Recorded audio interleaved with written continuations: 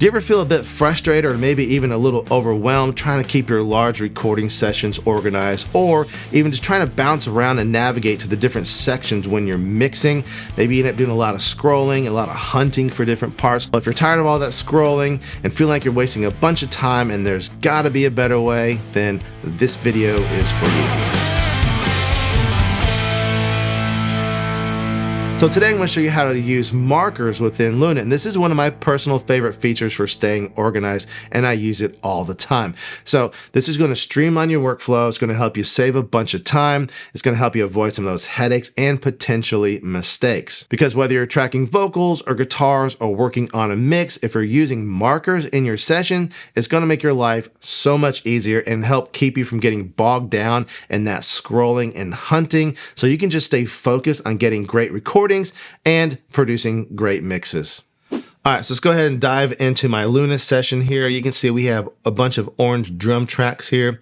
We've got some green guitar tracks, and we've got some purple vocal tracks. And if I zoom out just a little bit, you can see we could probably kind of eventually figure this out and get acclimated where we are. But I still believe that using markers is a way easier workflow to use. So let's go ahead and talk about how to set up markers, because it's really pretty easy. Now, first thing we need to do is make sure we have our markers lane showing up here at the top. And currently I don't. So if you don't, you can click on these three dots right here for timeline settings.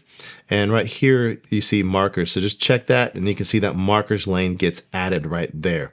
Now, to add a marker is pretty easy. Let's say we want to add a marker here at measure 9. If I click the number 9 right here, it'll actually move my playhead cursor exactly to the downbeat of 1 on measure 9. I don't have to like guess or trying to find it, right? It just does it automatically. So that's really handy. And so now if I want to add my marker, I can hit the enter button on the numeric keypad on my keyboard, and that will open up my marker panel right here so I can add one.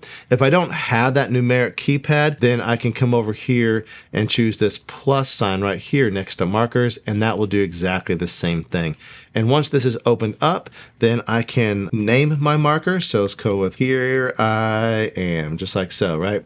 And I can change the color of my marker. Let's make it orange, and then I can leave a comment. So let's do it with like cool stuff right there, and choose apply. All right, so you can see it's added my marker here, and it's got that color band going all the way across, and that continues throughout the session or until it comes to another marker. Then that color band for that marker takes over. So you can also see here already that if I hover over my marker, my comments show up. So this is a great way to leave yourself notes for editing, for vocal tuning, whatever it is, while you're working on other things. If you get a little idea in your head, drop it in here, and so you can come back to it later.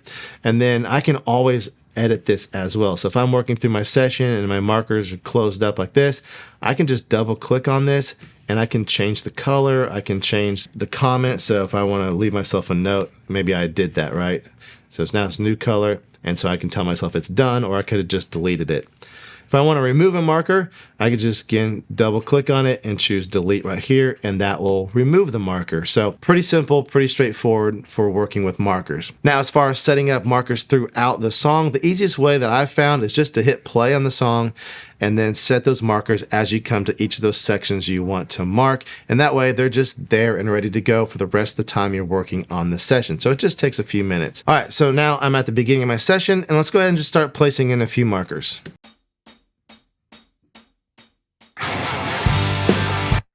All right, so we're starting right there. So I click on the 3, so I'm right on the downbeat, hit enter, and we'll just call this one intro.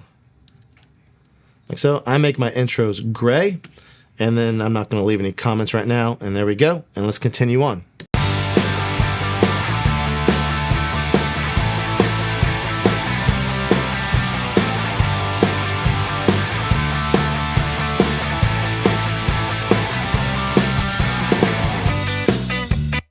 All right, so there's my verse 1 right there. So let's call that verse 1. Or you could just do V1. I usually a lot of times just do V1 for verse. And my verses I make blue, choose apply. There we go.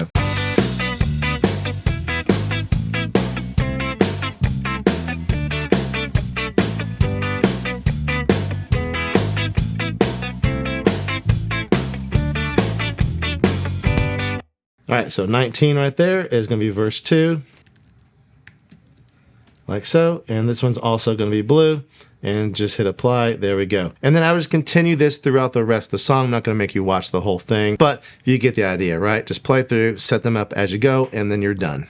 All right, so now I've got all my markers set, and let's see what we have going on here. So you can see I'm zoomed in. If I zoom out, one of the great things about having markers is you get a great visual of your song right here. And so you can see my intro, my verses, there's my chorus. I got some post-chorus stuff going on, verse 3, some other chorus stuff. And another great thing about having markers like this, because this song has a little bit of a weird kind of arrangement, is these little weird spots right here. It's very obvious what's going on. So while you're tracking, you can see, oh yeah, there's 3 bars here instead of 4, that kind of stuff. All right, so now that our markers are set, this is where our lives get a whole lot easier, especially when we're trying to bounce around and navigate within our session. All right, so you can see I'm here on chorus 3, and if we just kind of review or learn a few key commands and shortcuts, that's going to make things super quick and easy. So there's a bunch of different ways to zoom in and zoom out. You can use R and T on your keyboard. So R will zoom you out, T will zoom you in where your playhead cursor is. And that's really helpful. So if I zoom out using R, I go like this, I can just click right here for chorus 1 and start hitting T, and it's just going to zoom me back right in there at the very beginning of that chorus 1. No scrolling or anything like that. And again, I zoom back out, click on 2, and I'm right at the very beginning of chorus 2 now. So that's a great way to navigate around. Also, you can use another shortcut command to just jump to the next or the previous marker. So Control-Option-L goes to the previous marker. So if I hold down Control-Option and hit L multiple times, it just keeps moving me backwards. If I use a single quote, which is 2 keys to the right of that, I will move forward. So you can see this is a great way to bounce around. So if I'm on chorus 3 right here, and I hold Option, Control down, and just hit L a few times, I'm quickly back at the very beginning of chorus 1, and I can jump ahead to chorus 2. If I want to go to the bridge, I just go to the bridge right there, the solo or the outro is right there. Right? Super quick and easy without a bunch of scrolling. Hey there, just wanted to jump in real quick and first of all say thank you so much for watching. And also, if the recordings of your songs don't sound as pro as you would like them to, make sure you drop down the description, grab my free guide Why Your Recordings Still Don't Sound Pro. And there you're going to find 7 simple fixes you can start using on your very next recording to make it sound much more professional. And the good news is you don't need to buy anything. You don't need to buy any new microphones, outboard gear, or even plugins. These are things that the pros use day in and day out to make sure that their recordings sound professional, and you can start using them as well. So make sure you grab that guide, give those things a try, and let me know how it goes. All right, back to the video. Now, one way I really like to use markers is when I'm recording vocals, because what I do a lot of times is I'll record maybe verse 1 and verse 2, and then I'll go record verse 3 and 4 before I start recording my choruses. That way, the verses are already in my head. I can knock those out easier. Then I go back and tackle the choruses. And this allows me to jump around nice and easy. So let's say I want to add some harmonies to my verses. So I have this verse harms or harmony track right here, and I'm on chorus 3 right here.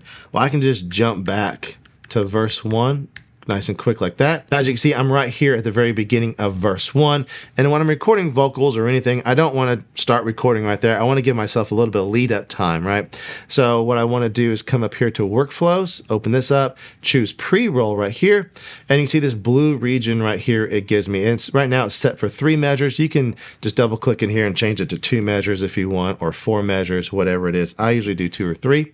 And so we have that right there. And what it's going to do, if I were to hit record, is going to start playing from here.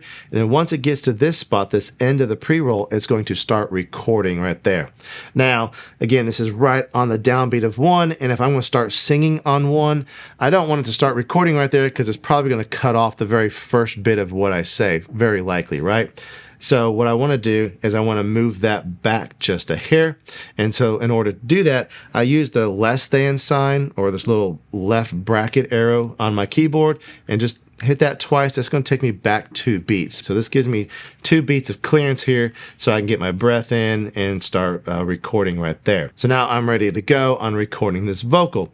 Let's say that, I get verse 1 down on my harmony, nailed it, right? I want to go do the same thing on verse 2. Well, Control Option and single quote right here.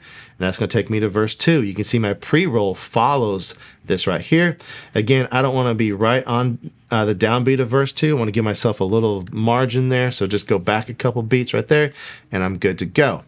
So you can kind of keep doing this. If I want to do verse 3, then I can just easily jump to verse 3 like so, go back a couple, and I'm good to go. Verse 4, again, just jump ahead, go back a couple, and I'm good to go. So in my opinion, this is definitely a great workflow for getting around quickly, especially when I'm doing something like harmonies. I need to keep that harmony in my head. I can get to that next section very quickly and set up and go. That way I don't forget that harmony part, and I can lay it down the first or second time. Now, if you're new to Luna or still have some questions, definitely check out this video right here. I show you everything you need to know in order to record a song from start to finish. We set up a session, we record audio tracks, we record MIDI tracks, we edit MIDI, we edit audio, we do some mixing, some mastering, and I show you how to export it out so you can share with your friends or put it up on Spotify. So again, definitely check that one out. Otherwise, YouTube thinks you'd like this one.